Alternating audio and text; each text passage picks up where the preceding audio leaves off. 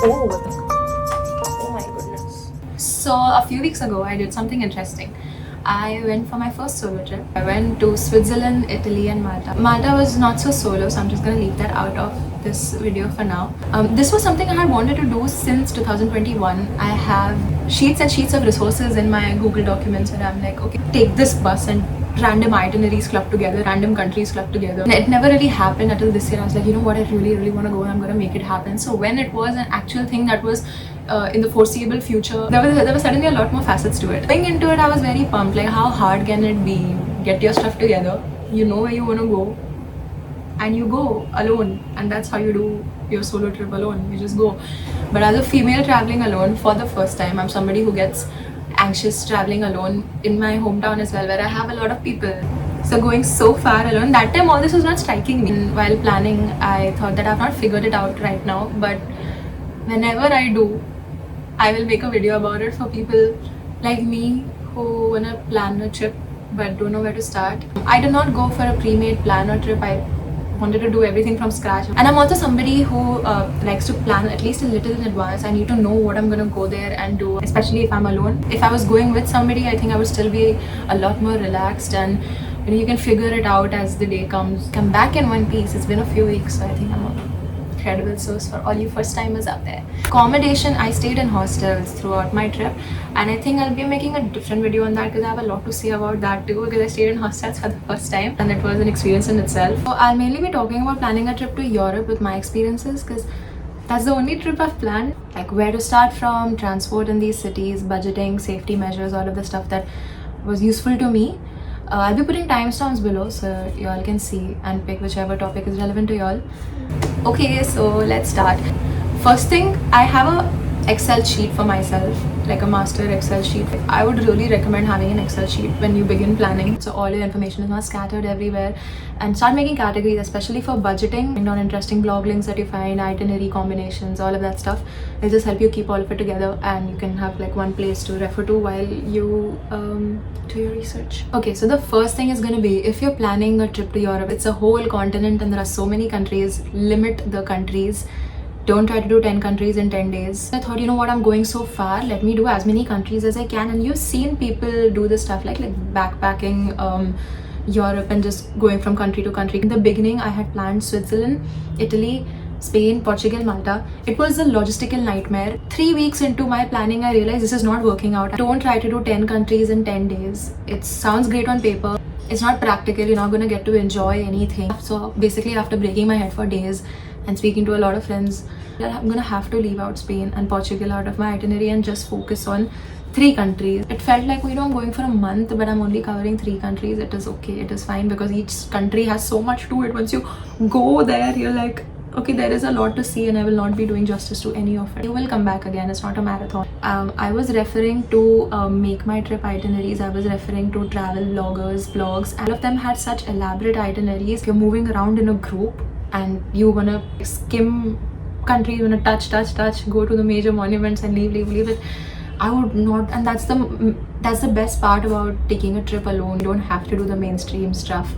You can choose and pick what you feel like doing, and I would suggest for 2 weeks, do a maximum of 2 or 3 countries if you're feeling super adventurous, but not more than that. It's not a marathon. You will come back, enjoy the countries you're in. The next thing is something I really face trouble in, the correct order to plan this stuff in. So for me, because I was staying alone and I decided I want to stay in hostels this time, the place I was staying in was extremely important. So I had researched on the hostels first thing, and I was like, okay, these are the hostels I like. Now I was seeing which countries they were in, and I was like, it's kind of getting a little convoluted, because I was ending up with countries I was not very excited about. And I was like, am I doing something wrong here? The correct order honestly would be to understand firstly what kind of stuff you are into and what kind of stuff you would like to go for, whether it's a beach thing, whether it's more historical stuff. Choose a country and then check out the neighboring countries. So accommodation comes in the very end. I think it was a struggle for me to understand that I will find accommodation. It was taking center stage for me that I need to know where I'm staying first. I need to be in a safe environment first. You will find good accommodation in every place, so you don't have to worry about that. It comes in the very end. Next, this one's important. So choose the months that you're going in very wisely. Summer months in Europe are July and August, which is also the months kids have vacation and all families are there. The best season to travel is the shoulder months, which is basically May, June, September, October. So I went in September. I went for the entirety of September, also because there was a very bad heat wave in July and August. Check the weather at the places you're going. In the end, I was very happy that I didn't end up going in those months. I ended up going in September. The rates are much calmer, the crowds are much lesser, and you're gonna have more or less the same experience. I think I've already covered this. Don't make very extensive travel plans. When you're planning a trip and trying to understand prices, you'll go on these domestic flights and the prices are going to be so less. Oh my god, I can travel from here to Europe at 40 euros. That's such a crazy steal. But no, you're going to have luggage because you're traveling from so far, and with that the prices are going to double and triple. All your travel plans are going to fall apart. That happened with me towards the middle of my planning, when I was like, okay, let me start booking the flights now. I don't expect that when I add my luggage, the prices are going to change so drastically. And like I said, I had a very big breakdown moment in the middle of my planning, and I was like, everything I know is falling apart. Choose trains as much as you can. Don't make very extensive travel plans with flights and all of that unless it's absolutely necessary and saves a lot of time. Choose trains. The next thing is advanced bookings. I cannot stress on this enough. Book your flights firstly in advance. Your main flights, your hometown to your first country flights, book them in advance. I wasted a lot of time in that. I was like, you know what, let me understand where I'm going first, after this country where I'm going to be going, and then I'll book my flight tickets. The flight tickets rocketed. The flights that I originally wanted, I didn't get that anymore. I had to choose another. At that point I did not have a choice because the rest of it was already planned. So yeah, 100% book your flight tickets in advance. Don't ignore intercity travel. In your mind it's very easy because you're sitting here, places that are like 100-200 kilometers away from each other.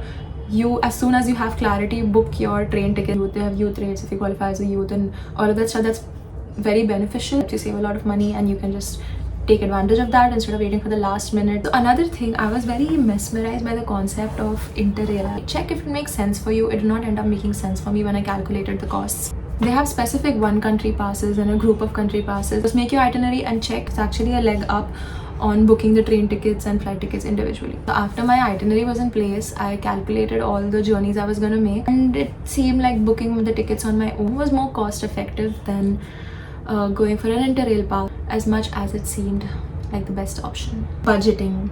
Okay, budgeting really depends from person to person. I tried keeping my costs as low as I could without compromising on safety. Because I was traveling alone, hostels were the best option for me. I'm also the kind of person who avoids thinking about money and confronting costs and stuff like that. Even though I know that I'm gonna have expenditure in the near future, until it's staring at me right in the face. And I wish I had done that earlier in the planning because I had to make some pretty major changes in the last minute. After you've chosen your countries and stuff, do a quick money check.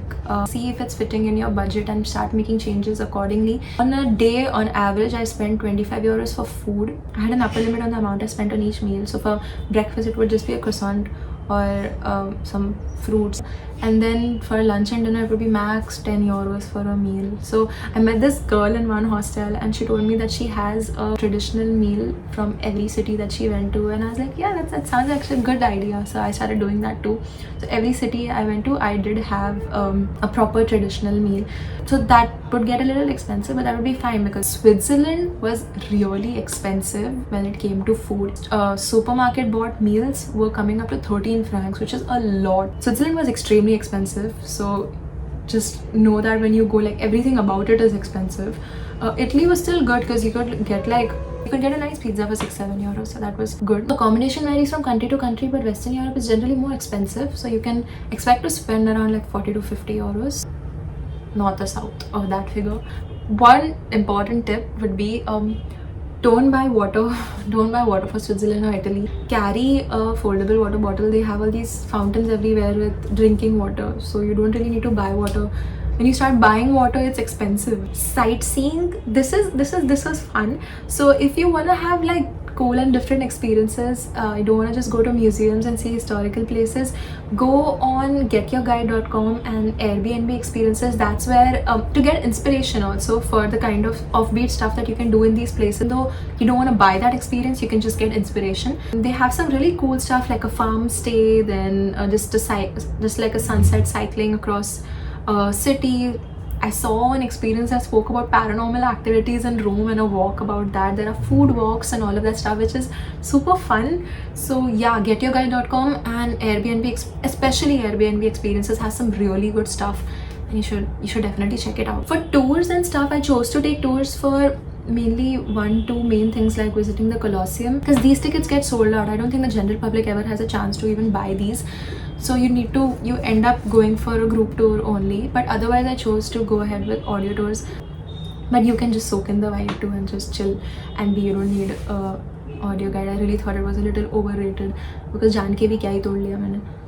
Another thing, if you really want to see some of the main stuff like the Duomo in Florence, book the tickets in advance. They get sold out. Like, please check which days is what open on the stuff that you want to see and plan accordingly. Some of these things were shut on Monday, Tuesday, Wednesday, Thursday. In Florence, I just had 4 days there and I want to see like 3 things, and they were all shut on different days. Just check the days. It'll make your planning easier last minute. You're not going to be disappointed because the lines can be really long if you don't book your tickets in advance. The lines can go up for like 2.5 3 hours. Another thing is, so each city has its own cards, like a discount card that lets you do a specific amount of travel and lets you see some places at a discounted price. Like there's a Zurich card in Zurich, which was not very useful for me, so I didn't end up taking it, but you can check if it's useful to you. Florence had the Firenze card, which let you see around 66 museums. I was not that into it and I just wanted to see like 2-3 of the main stuffs, so I didn't end up taking that card. You can basically check these cards out. Just know that they are there and you can check it out when you're planning, before you plan your stuff. Safety, my favorite part. So a week before I left, all of these videos started showing up on my feed, and my friends started showing me these videos. My mom sent me these videos of pickpockets in Italy. It was really bad. Like I saw some people crying, saying that they lost a lot of their valuable belongings because they were stolen and all of that stuff, and I was shit scared. Like I don't know why I'm going here, but it was too late for me to change my plans at that point. A lot of things had been booked. But then, and I realized now I'm not going to be changing my plans, so like I'm gonna have to be smart about it. I went a little overboard on making sure that I had everything around me at all times. I just say there are a lot of pickpockets, a lot of them. There are a lot of scams that go on in front of your eyes also, but it's not as bad as it's made out to be. If you have your wits about you, if you're keeping your stuff close to your body, you're not like an idiot carrying a bag that has like without a zip and just on one shoulder, and your backpacks without locks on them. But if you are careful enough with all these things, and no one's really gonna mug you in broad daylight. Just some stuff that I took with myself. I took an air tag so that my family could know where I was at all times. I took an extra phone because I had heard a lot of times that people got their phones stolen. Being without a phone so far from home is probably one of my worst nightmares, and I did not want to ever find myself in that situation. So I did carry an extra phone just in case, just in case, and nothing happened, so it was okay. It was always in my bag though. This is a nice tip, like for a phone. So basically I got a phone charm because your phone in your hand is unattended and anybody can pull it out. So I got a phone charm. It was always around my hand and it just made me feel safe. Probably somebody had tried to pull it, it would have broken, but nobody tried to pull it, so I was safe. But it did make me feel safe. Your passport and stuff and like your credit cards, your money, at least have something on you at all times, right? So I got this body purse kind of thing, which was supposed to be like around your waist and under your t-shirt. I did not wear it on all days because I did not carry my passport with me on all days, but this was basically for when I was traveling in trains with all my luggage about me, when I couldn't afford to just pay a lot of attention on one specific belonging. I had a lot of stuff with me. This used to be under my t-shirt, and it really freed up a lot of mind space. I used to keep my passport in this, I used to keep my credit card in this, and I used to keep my loose money also in this. I used to just keep like 20 or 30 euros in a very accessible pocket. So if somebody wants to steal it, then fine, steal it, take my 20-30 euros, what you'll do.